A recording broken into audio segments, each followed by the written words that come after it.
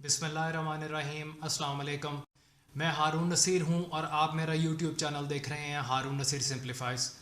दोस्तों, आज का जो मेरा टॉपिक है वो है गुस्से पर कैसे काबू पाया जाए, एंगर मैनेजमेंट। बेसिकली ये टॉपिक मैंने इसलिए सिलेक्ट किया है कि मुझे कुछ क्वेरीज़ आई कि आप हर मामले के अंदर हमें कहते हैं कि अपना टेम्पर लूज़ नहीं करना, गुस्सा नहीं करना, टेम्परामेंट को अपना यूनिफॉर्म रखना है। तो आप हमें ये भी बताएं कि गुस्से के ऊपर काबू कैसे पाया जाए, गुस्से को हम अपने कैसे कंट्रोल कर सकते हैं, कैसे अपने काबू में रख सकते हैं। देखें, जब मैं मामले को शुरू करूंगा तो मैं यहाँ पे मैंने बड़ी खूबसूरत दो आयात जो हैं वो मैं पढ़ रहा था तो मैंने निकाली थी, और ये सूरह शूरा की आयत हैं दोनों। एक सूरह शूरा की आयत नंबर 37 नंबर है। पहले मैं आपको इसकी ट्रांसलेशन पढ़ के सुनाता हूँ। बिस्मिल्लाहिर्रहमानिर्रहीम। जो बड़े बड़े गुनाहों और बेहयाई के कामों से परहेज करते हैं और अगर गुस्सा आ जाए तो दरगुजर कर जाते हैं। पहला जो मैं आपको रेफरेंस दे रहा हूँ वो सूरह शूरा की आयत नंबर 37 का है। आप इसकी तलावत कर सकते हैं, इसकी ट्रांसलेशन जो है वो आप पढ़ सकते हैं। ये मैंने आपको रेफरेंस नंबर 1 दिया। रेफरेंस नंबर 2 जो मैंने इसी का आगे कंटिन्यूशन देखा, तो इसमें जो आयत नंबर 43 है इसकी कंटिन्यूशन में, उसमें है अलबत्ता जो शख्स सब्र से काम ले और दरगुजर करे तो ये बड़ी अजमत के कामों में से है। ये मैंने आपको सूरह शूरा की दो आयात का रेफरेंस दिया है, और मैं अपना जो व्लॉग है वो आपको पता है अल्लाह के नाम से कोशिश करता हूँ शुरू करूँ, अल्लाह के रेफरेंस से शुरू करूँ, नबी सल्लल्लाहु अलैहि वसल्लम के नाम से शुरू करूँ, ताकि कोई कमी कोताही अगर मेरे एंड पे है तो वो किसी तरह डिफ्यूज़ हो जाए या वो बैलेंस हो जाए। यूँ कह लें, इंसान हूँ, एट टाइम्स गलती हो जाती है। यहाँ पे अब जो मैंने आपको दो आयात का रेफरेंस दिया है, इसके अंदर अल्लाह ताला ने हमें हमारे जो असाब हैं उनको काबू में रहने के लिए कहा गया है, और डायरेक्टली इसमें एड्रेस किया गया है कि आप अपने गुस्से के ऊपर काबू करें। इन दो आयात के अलावा हमें नबी पाक सल्लल्लाहु अलैहि वसल्लम की अहादीस मुबारका से भी हमें जो है ये पता चलता है, फिर आपकी सुन्नत से पता चलता है हमें। मैं वो भी आपको एक्सप्लेन करूँगा कि हमने गुस्से पर काबू रखना है। तो कुरान, हदीस, सुन्नत, ये चीज़ें तो हमारे पास आ गई एज अ रेफरेंस कि हमने गुस्से पर काबू रखना है।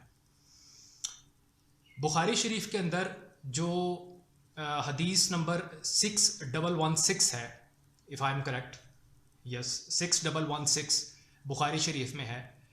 इसमें नबी सल्लल्लाहु अलैहि वसल्लम ने फरमाया है, जब इंसान को गुस्सा आने लगे तो उसे चाहिए कि अपने आप को काबू में रखे।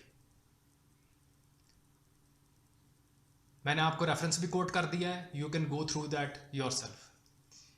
इसके बाद हमें एक और रिवायत के अंदर, जो कि बहुत मशहूर रिवायत है, मुस्तनद है, उसमें नबी सल्लल्लाहु अलैहि वसल्लम अपने असहाब के साथ तशरीफ़ फरमा है, और आप सल्लल्लाहु अलैहि वसल्लम अपने असहाब से फरमाते हैं या सवाल करते हैं, पूछते हैं कि बताइए सबसे ताकतवर शख्स कौन है। तो जो असहाब हैं वो बाय द वर्ल्डली नॉलेज, ज़ाहिर है उनकी वर्ल्डली नॉलेज है या एक्सपीरियंस है, तो वो उस पर अर्ज़ करते हैं कि या रसूलुल्लाह सल्लल्लाहु अलैहि वसल्लम, वो पहलवान जो दूसरे पहलवान को पिछाड़ दे, यानी वही ताकतवर शख्स हुआ ना। आप सल्लल्लाहु अलैहि वसल्लम ने बड़े फर्म तरीके से इसको आगे से बात कही कि नहीं, नो, ताकतवर तरीन शख्स वो है जो अपने गुस्से पर काबू रखे। अब साथ साथ आप अपने असहाब की ट्रेनिंग भी कर रहे हैं। आपने उनसे क्वेश्चन क्यों पूछा है? Because he knew what kind of reply is gonna come. और साथ ही आप अपने असहाब की ट्रेनिंग भी कर रहे हैं, आप बता भी रहे हैं कि ये किस तरह हमने इस चीज़ को मैनेज करना है। इसी तरह एक और बड़ी मुस्तनद जो हदीस है, रिवायत में आती है, वो ये है कि नबी सल्लल्लाहु अलैहि वसल्लम फरमाते हैं कि अगर किसी शख्स को गुस्सा आए तो अगर वो खड़ा हुआ है तो वो बैठ जाए, बैठा हुआ है तो लेट जाए, और अगर लेटने के बाद भी उसका गुस्सा उसी लेवल पे बरकरार रहता है तो उसको चाहिए कि वज़ू करे, क्योंकि गुस्सा जो है ये शैतान हमारे ऊपर मुसल्लत करता है, और शैतान चूँकि आग से बना हुआ है इसलिए वज़ू जो है उस आग को ठंडा करती है। देखें, इन तमाम जो मैंने आपको रेफरेंसेस दिए हैं, इसके बाद मेरा ख़्याल है कि जो भी आपको मैं बात करूँगा उसमें आपको कुछ वज़न नज़र आएगा, कुछ बात आप शायद मेरी बेहतर तरीके से समझ सकें। बेसिकली कुरानिक रेफरेंस कोट करने का या नबी सल्लल्लाहु अलैहि वसल्लम की ज़ात को कोट करने का मकसद ही ये होता है कि आप अपनी बात को जो है वो बेहतर तरीके से जस्टिफाइड कर सकें, बेहतर तरीके से दूसरे लोगों तक पहुंचा सकें। अब इसके अंदर ये है कि वो लोग जो ज़्यादा गुस्सा करते हैं वो बीमारियों की तरफ ऑटोमेटिकली उनका जो एक साइकिल चलना जो शुरू होता है वो हो जाता है। बिकॉज़ जो गुस्सा जो है ये बेसिकली अंडरलाइंग जो प्रॉब्लम है, स्ट्रेस, टेंशन, परेशानी और खौफ, फियर, ये तमाम चीज़ें जो हैं एक्यूमुलेट करती हैं और ये गुस्से की सूरत में बाहर आती हैं। जो आदमी फ्रीक्वेंटली गुस्सा करता है उसको डेफिनेटली परेशानी होगी। वो परेशानी उसको फाइनेंशियल हो सकती है, वो परेशानी उसको फैमिली अफेयर्स हो सकती हैं, ठीक है, अल्लाह ना करे किसी को औलाद की परेशानी है, किसी को माँ बाप की बीमारी की परेशानी है, किसी को ख़ुद की परेशानी है, किसी आदमी की मैरिटल लाइफ सही नहीं चल रही, और फाइनेंसेस का मैंने पहले बता दिया है। इस वजह से बहुत सारे लोग जो हैं वो परेशान हैं। अब वो परेशानी जो है या वो स्ट्रेस जो है वो इस सूरत में, गुस्से की सूरत में ही इवेंचुअली निकलता है। हासिल वसूल कुछ नहीं होता, बस अंडरलाइन वो जो प्रॉब्लम होती है वो सामने आ जाती है। आप जो आदमी फ्रीक्वेंटली गुस्सा कर रहा है, बार बार गुस्सा कर रहा है या चिड़चिड़ापन का शिकार है, ये समझ जाएं आप कि उसकी अंडरलाइन एक प्रॉब्लम है, वो स्ट्रेस का शिकार है, वो खौफ में मुब्तला है। अब आप कहेंगे जी खौफ किस किस्म का? खौफ देखें, आप एक नौकरी पे हैं, आपको हर वक्त इस चीज़ का खौफ है मुझे नौकरी से ना निकाल दिया जाए। आप कोई कारोबार कर रहे हैं, आपको हर वक्त इस चीज़ का खौफ है यार मेरा कारोबार जो है वो ठप ना हो जाए। या आप इसी किस्म के और जो रिलेटेड मैटर्स हैं उनमें आप स्ट्रेस का शिकार होते हैं। कई लोग, बच्चे अगर स्कूल कॉलेज गए होते हैं तो पेरेंट्स घर पे स्ट्रेस का शिकार हो जाते हैं, क्योंकि खौफ एक एक एक एक अजीब सी एक सिचुएशन एक लोग क्रिएट कर लेते हैं, अनदेखी सिचुएशन एट टाइम्स क्रिएट कर लेते हैं। कुछ चीज़ें जो वाकई ही वन कैन से कि yes it is a stressful situation, लेकिन कई चीज़ें इनमें से ऐसी हैं जो हमारी काफ़ी हद तक ख़ुद की एक बनाई हुई हैं, हम उनको कंट्रोल कर सकते हैं। और याद रखिए, हमने अल्लाह पे तवक्कल करना है, हमने अल्लाह की बातों को फॉलो करना है, हमने नबी सल्लल्लाहु अलैहि वसल्लम की बातों को फॉलो करना है। जब हमने उनकी बातों को फॉलो करना है तो उसके बाद मेरा ख्याल है कि कोई आपके पास गुंजाइश या कोई ऐसा एक्सक्यूज़ नहीं रह जाता जी चूँकि ऐसे था तो ऐसे था। गुस्से को कंट्रोल करने के भी उन्होंने तरीके बताए हैं।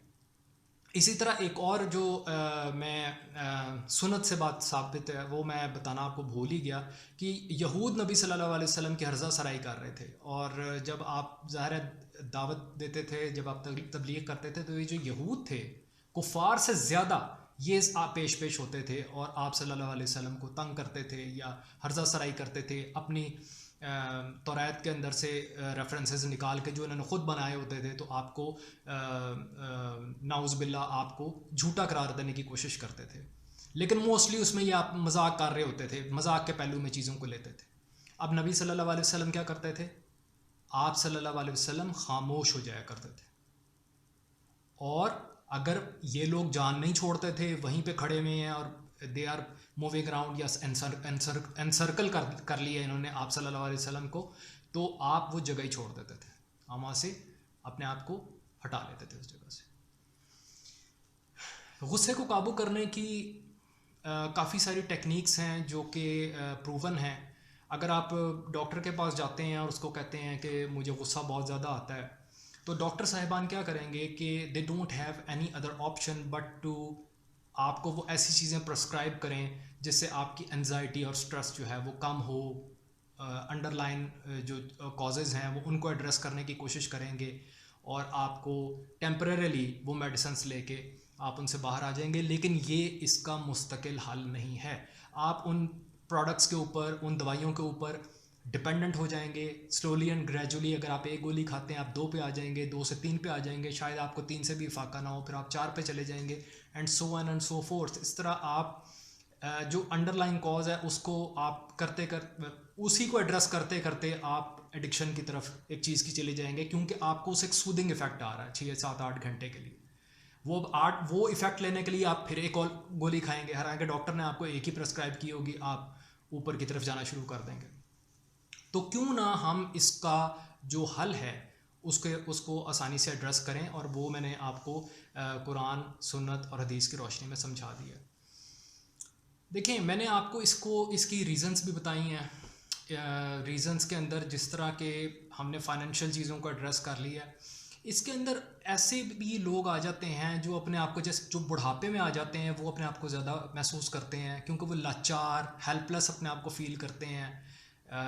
उनकी वो ग्रिप नहीं रहती लाइफ के ऊपर, उनकी वो ग्रिप नहीं रहती रिलेशनशिप्स के ऊपर, दे फील आइसोलेटेड। वो भी गुस्से का इजहार करते हैं वो, और हम समझते हैं कि यार ये बाबा जी हैं और ये हर वक्त गुस्से में हैं। आप कभी रूट कॉज उसका देखिएगा। जो लोग जिनकी रिलेशनशिप्स बड़े स्ट्रॉन्ग हैं और उनकी औलाद उनके साथ अच्छी तरह अटैच्ड है, या उनके ग्रैंड चिल्ड्रन उनके साथ अच्छी तरह अटैच्ड हैं, वो उन्हीं के साथ खेल के खुश हो जाते हैं, तो वो काफ़ी हद तक अपना बेहतर रहते हैं, वो इस मर्ज़ के अंदर नहीं जाते। लेकिन अनफॉर्चुनेटली जो मेजॉरिटी है वो इसके अंदर इस डिच के अंदर गिर जाती है। ये एक कॉज भी है। इसके अलावा जो कई लोग हैं माजूर होते हैं, किसी को फॉलेज का अटैक हुआ हुआ है, किसी की टांग नहीं है, व्हील चेयर के ऊपर हैं, बेड रिडन लोग हैं, वो भी हेल्पलेसनेस का शिकार हो जाते हैं। वो भी गुस्सा चिड़चिड़ापन, बिकॉज वो ख़ुद को महसूस कर रहे होते हैं कि हम अब उस लेवल पे नहीं हैं जहाँ पे हमें होना चाहिए था, और अंडरलाइन वो जो कॉजेज़ हैं उनमें वो ये भी सोच रहे होते हैं, यही टेंशन लेके बैठे होते हैं कि शायद हम बोझ बन चुके हैं लोगों पे। जिन लोगों में शराब नोशी आम है, अल्कोहलिज़म, ये अल्कोहल इसीलिए मना भी किया गया है, ये भी इंसान को आउट कर देता है, और you just want to keep continuing this thing, ताकि वो एक एक्सटेसी जो है वो बरकरार रहे, वो एक सरूर बरकरार रहे। और इसीलिए लोग मैंने अभी दवाइयों का भी आपको यही कहा कि लोग उसके ऊपर भी, मेडिकेशन के ऊपर आ जाते हैं, जो प्रेस्क्राइब्ड मेडिकेशन है उससे भी लोग इवन एडिक्टेड हो जाते हैं। तो डॉक्टर्स तो आपको मैक्सिमम इतना ही हेल्प आउट कर सकते हैं कि वो आपको मेडिसिन लिख देंगे, थोड़ा बहुत उसकी आपको साइकोलॉजिकल थेरेपी का कह देंगे, लेकिन eventually you have to do it yourself. ये आपको सिंपल एज दैट, ये मैं आपको बगैर कोई फील लिए ये बातें बता रहा हूँ, और ये प्रूवन चीज़ें हैं। थोड़ी सी डिटर्मिनेशन कर लें, थोड़ा सा एक सेल्फ कथारसिस कर लें, एक हमने कुरान को एज अ गाइडलाइन सामने रख के इन चीज़ों को लेके चलना। जब हमें गुस्सा आता है तो इसमें एक हार्मोन जो है वो सिक्रीट होता है, वो है एड्रेनलिन। ये हमारे जो बॉडी है उसके अंदर जो खून है उसकी रविश, उसकी जो गर्दिश है उसको तेज़ कर देता है, और हमारा जो हार्ट है वो तेज़ पंप करना शुरू कर देता है। हमारे जो ओवरऑल रिफ्लेक्सेस हैं वो स्टिफ हो जाते हैं। तो बेसिकली ये बहुत नेचुरल है, but that is the hormone that kicks in. तो ये प्लस भी हो सकता है, माइनस भी हो सकता है। प्लस इन अ सेंस आपने देखा होगा रेस ड्राइवर्स जो हैं, या जो मोटो जीपी, ये जो मोटरसाइकिल हैवी बाइक्स वाली जो रेसेस हैं, उसके अंदर जो एड्रेनलिन है वो इतना ज़्यादा पंप इन हुआ होता है उस ड्राइवर के अंदर, because of the stress of that thing. ठीक है, एंड मैं उसको खौफ का एलिमेंट तो नहीं कहूँगा उसमें, लेकिन चूँकि कंपेटिटिवनेस होती है तो जो प्लेयर्स होते हैं जो दूसरी गेम्स में भी, उनमें ये हार्मोनल जो सिक्रेशंस हैं वो ऑटोमेटिकली नेचुरली उस वक्त हो रही होती हैं। तो ये आपकी कंपेटिटिवनेस को भी बढ़ाता है, ये सिर्फ कोई नेगेटिविटी की तरफ नहीं है, दैट्स हाउ इट वर्क्स। लेकिन ये है कि गुस्से के अंदर ये जो चीज़ है, जब आप फिज़िकली कर ही कुछ नहीं रहे हैं और वो ट्रिगर कर रही है, तो वो जाहिर है फिर वो आउटकम जो है वो गुस्से की सूरत में आएगा। वो जो प्लेयर है वो तो अपना जो गुस्सा है वो अपनी गाड़ी पे, अपनी बाइक पे, बॉल पे, बैट पे निकाल देगा। आप जाहिर है वो जो गुस्सा है वो दूसरे लोगों के ऊपर निकाल रहे होंगे। अब इसके अंदर ये है कि 4-5 टिप्स हैं, मैं आपको वो बता देता हूँ। उन टिप्स के ऊपर आप अमल इंशाल्लाह अल्लाह ताला बेहतरी करेंगे। मैंने जो आपको अहादीस शरीफ बताई हैं, जो मैंने आपको सुन्नत से तरीका बताया, उस पर अमल करें, डेफिनेटली फ़र्क पड़ेगा। अगर आपको गुस्सा आता है तो आपको जहाँ पर भी गुस्सा आया है, वो चाहे आपके वर्क प्लेस है, घर है, ज़ाहिर है यही दो जगह आती हैं, या मैं ट्रैफिक वाले मामले में बात करता हूँ, तो ये जो दो जगह हैं, आप कोशिश करें फ़ौरन उस जगह से को छोड़ दें, just get away from there. Husband wife की लड़ाई हुई है तो बीवी को चाहिए थोड़ी देर के लिए उसको छोड़ दे, कहीं और चली जाए। हस्बैंड को, अगर बीवी लड़ पड़ी है, हस्बैंड को चाहिए थोड़ी देर के लिए कहीं साइड पे हो जाए।